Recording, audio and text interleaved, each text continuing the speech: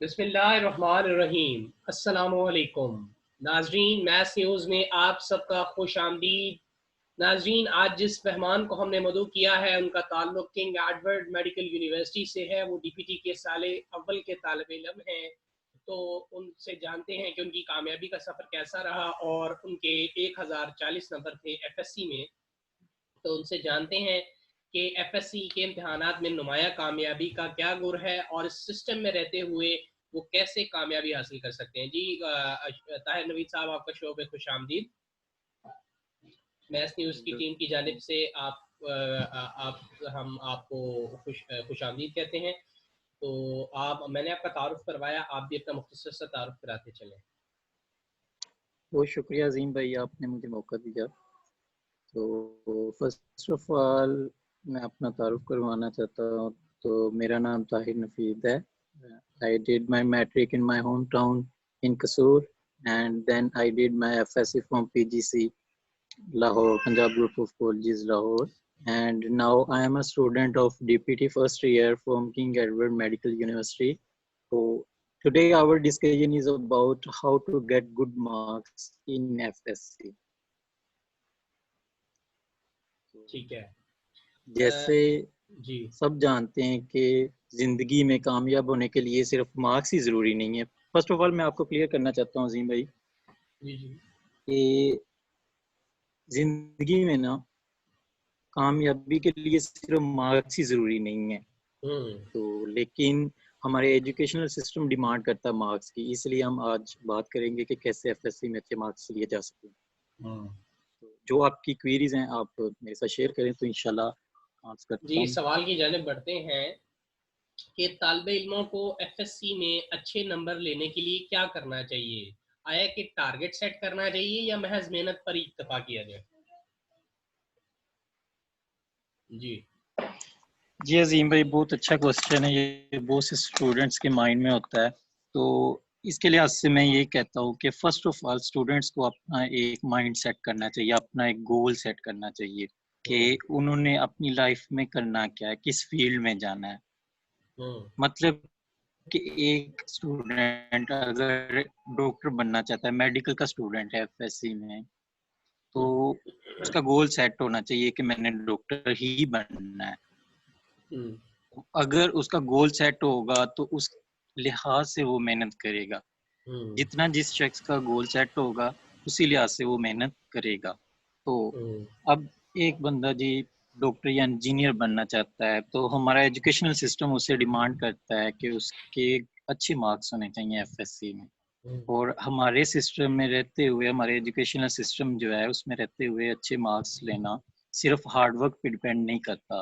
Hard work के साथ साथ स्मार्ट वर्क भी होना चाहिए। हम्म मतलब कि एक शख्स ने एक टॉपिक प्रिपेयर करना है, 40 स्टूडेंट हैं, उनको एक टॉपिक दिया जाता है, कोई बायो का, फिजिक्स का या केमिस्ट्री का। तो वो 40 के 40 स्टूडेंट प्रिपेयर कर लेंगे टॉपिक। हम्म हम्म किसी का आधे घंटे में हो जाएगा, किसी का 1 आवर में हो जाएगा, ठीक है, कोई बच्चा 40 मिनट्स में कर लेगा। कर सभी लेंगे लेकिन प्रेजेंट करना किसी किसी को आएगा, हम्म जो कि हमारा एजुकेशनल सिस्टम डिमांड करता है। जो हम्म बच्चा जितना अच्छा प्रेजेंट कर सकेगा उसके उतने अच्छे मार्क्स आएंगे। हम्म तो इस लिहाज से मैं तो यही कहूँगा कि अगर आपने एफएससी में अच्छे मार्क्स लेने हैं तो सबसे पहले आपको अपना माइंड सेट करना चाहिए। एक गोल सेट हो आपका, आपके माइंड में वो हो कि मैंने डॉक्टर बनना है या इंजीनियर बनना है, तो इस लिहाज से आप उतनी ही मेहनत करें। नहीं, जब आपने एफएससी की तो आपका क्या टारगेट था? आपने कोई टारगेट रखा था, मतलब कि मैं इतने नंबर लूंगा? जब आप मैट्रिक से एफएससी में गए थे तो आपने कोई टारगेट सेट किया था कि मैं इतने नंबर लूंगा या इतना मैं स्कोर अचीव करूंगा, या आपको अपने पेरेंट्स की तरफ से कोई टारगेट मिला था या आपने अपने से ही कोई टारगेट बनाया था? तो क्या व्यूअर्स को आप क्या बताना चाहेंगे कि अपने से एक माइंड सेट बनाया कि मैंने 1000 नंबर लेना है, इतना नंबर लेना है, या फर्स्ट ईयर में मैंने 460 लेने हैं, 470 लेने हैं? किस तरह का फिर सिनेरियो होना चाहिए, क्या हिसाब होना चाहिए?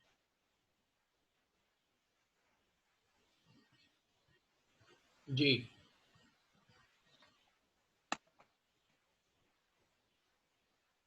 हेलो।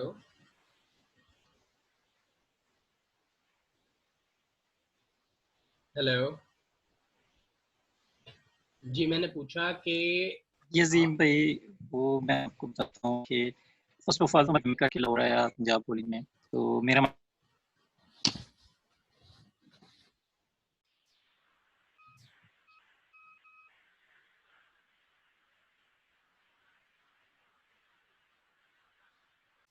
जी जी ताहिर साहब। ये अजीम भाई, पार्ट वन में बंदे को अपना माइंड सेट करना चाहिए। अगर उसने डॉक्टर बनना है तो उसके कम से कम 460 प्लस मार्क्स होने चाहिए पार्ट वन में, ठीक है। और एटलीस्ट 450 प्लस तो लाजमी होने चाहिए। हम्म बिकॉज अगर 450 प्लस मार्क्स होंगे, फिर उसके एफएससी पार्ट टू में मार्क्स जो आएंगे वो कुल मिला के 990 प्लस 1000 प्लस बन जाएंगे। हम्म और जैसे कि लास्ट टाइम एमडी का एग्रीगेट, लास्ट एग्रीगेट जो था वो 91.54 था, तो उसको देखते हुए तो ये ज़रूरी हो गया कि एफएससी में भी स्टूडेंट के 990 प्लस होने चाहिए मार्क्स, हम्म। अच्छा, जिसने ये जो डॉक्टर फोर बनना है। फिगर का क्रेज होता है बच्चों को कि फोर फिगर आए, जैसे 999 जो है, जो तो बड़ा दुख होता है बच्चों को। तो ये फोर फिगर का अगला मेरा सवाल भी यही है जी कि जी फोर फिगर हर तालिब इल्म की ख्वाहिश होती है, तो वो कैसे हासिल किया जा सकता है? एक क्रेज है और उसको जी अच्छा, जी क्रेज तो होता है लेकिन उसको ऑब्टेन या अटेन कैसे किया जा सकता है?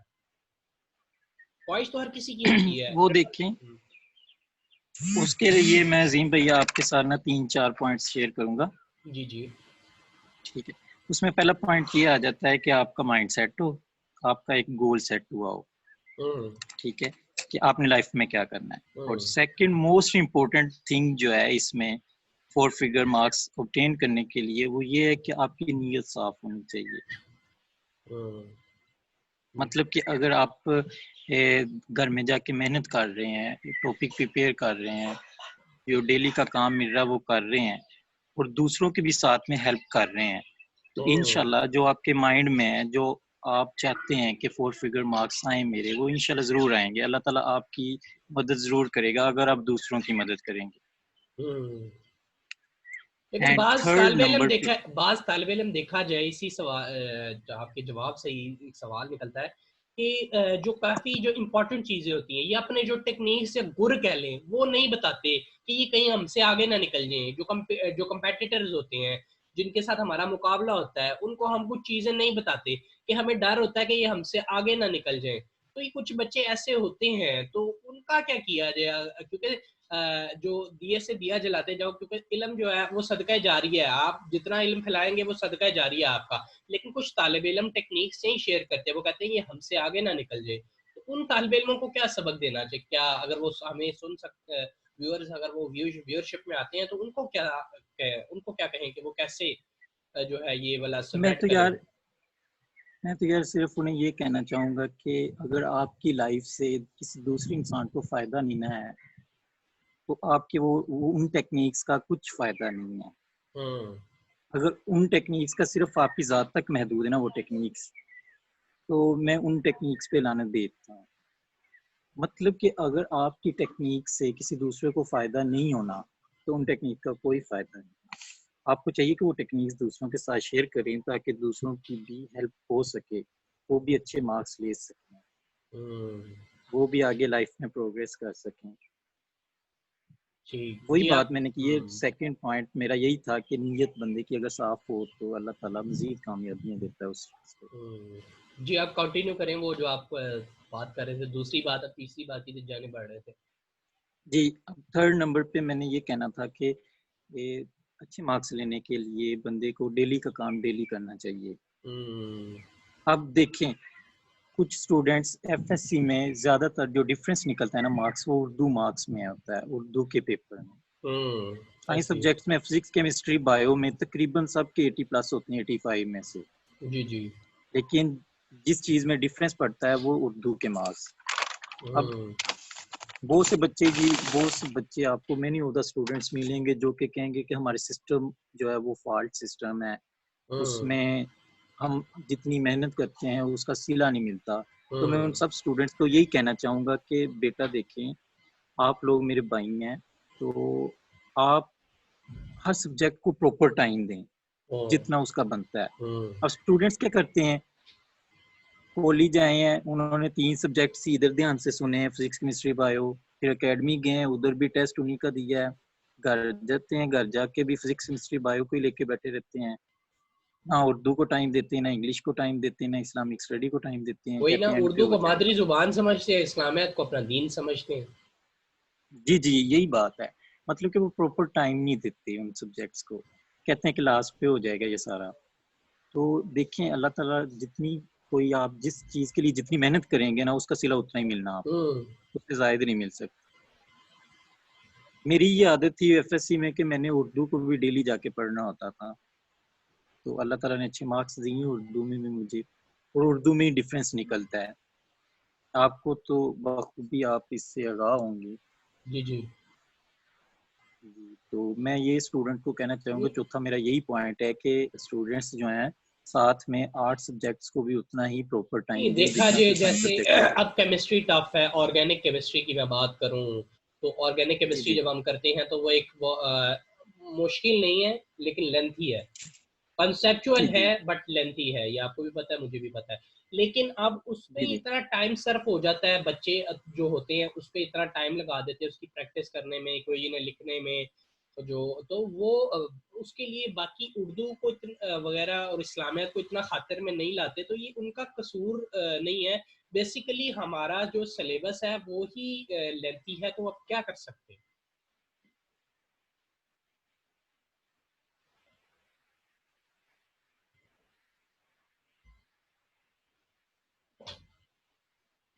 को बताना चाह रहा हूँ, देखें मैं ये नहीं कह रहा कि उर्दू को आप कॉलेज में जो काम उर्दू का रूल कर जाए, जिस तरह मतलब कि आपने केमिस्ट्री की बात की, ऑर्गेनिक 8 आवर्स जो है या 6 आवर्स कॉलेज में देते हैं, उसके बाद आपके पास 16 आवर्स होते हैं घर में, तो आप अपना एक टाइम टेबल बनाएं जिसमें आपने 1 आवर केमिस्ट्री को देना है, 40 मिनट्स बायो को देने हैं, 40 मिनट्स फिजिक्स को देने हैं, तो बाकी जो टाइम है वो आप उर्दू को भी दें, 20 मिनट इस्लामिक स्टडी को भी दें, इंग्लिश को भी दें, इस तरह आप सक्सेसफुल हो सकेंगे और आपके अच्छे मार्क्स आएंगे एफएससी में।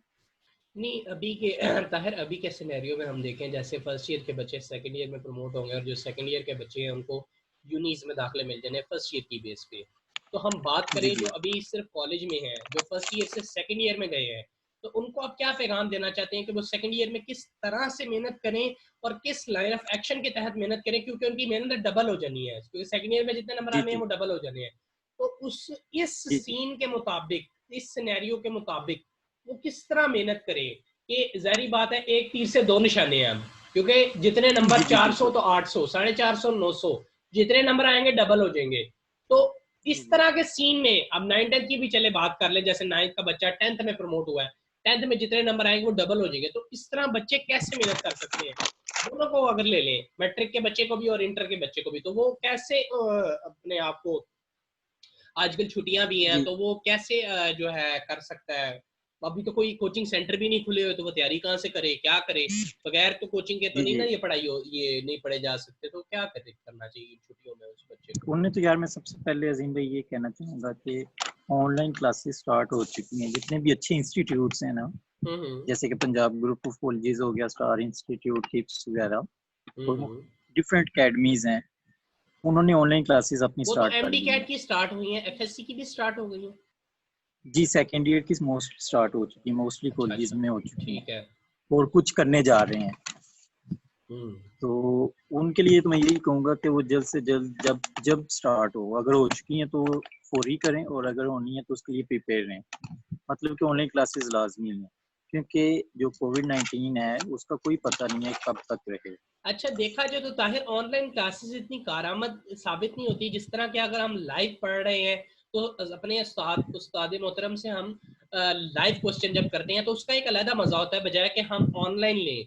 तो ऑन दी स्पॉट क्वेश्चन हम नहीं कर सकते, तो वो उसको कैसे कैटर किया जा सकता है कि हम ऑनलाइन जो है वो सिस्टम लाइव की निस्बत तो उस तरह का नहीं ना होता, उस तरह का मजा नहीं आता, तो उसको कैसे इसको फिलअप कर सकते हैं, इस डेफिशिएंसी को।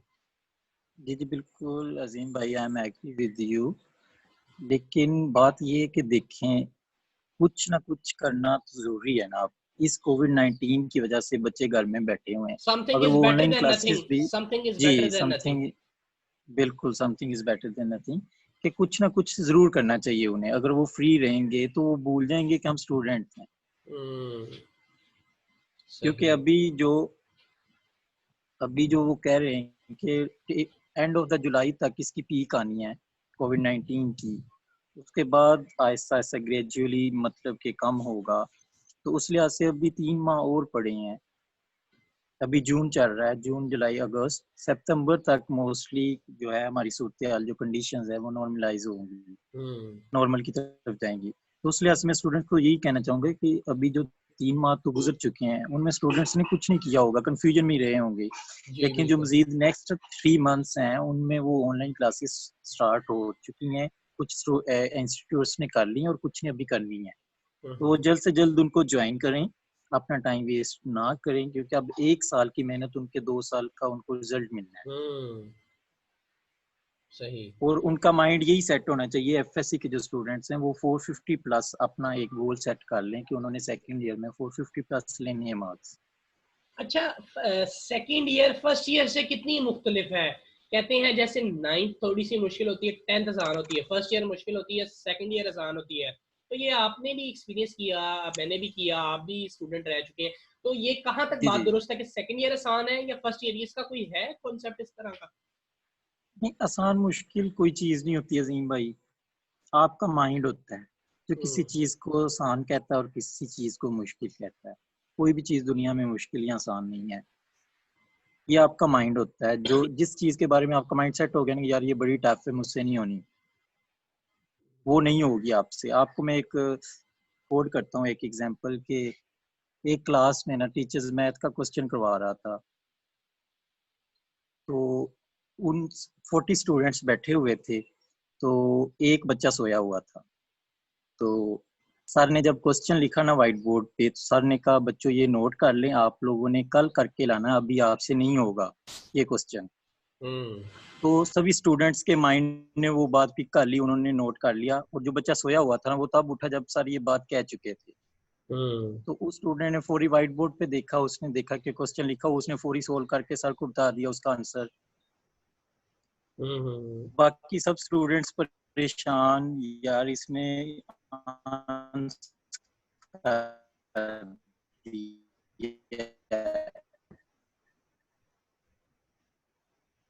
तो उसकी वजह क्या थी? उन स्टूडेंट्स ने, बाकी स्टूडेंट्स ने सुना था कि ये क्वेश्चन अभी नहीं होना, जाके करेंगे, और जो तो उसने कर लिया।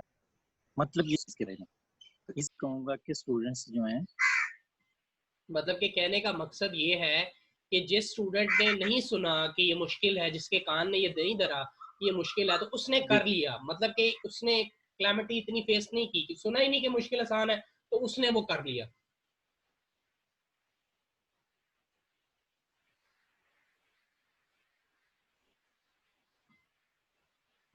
जी, हेलो।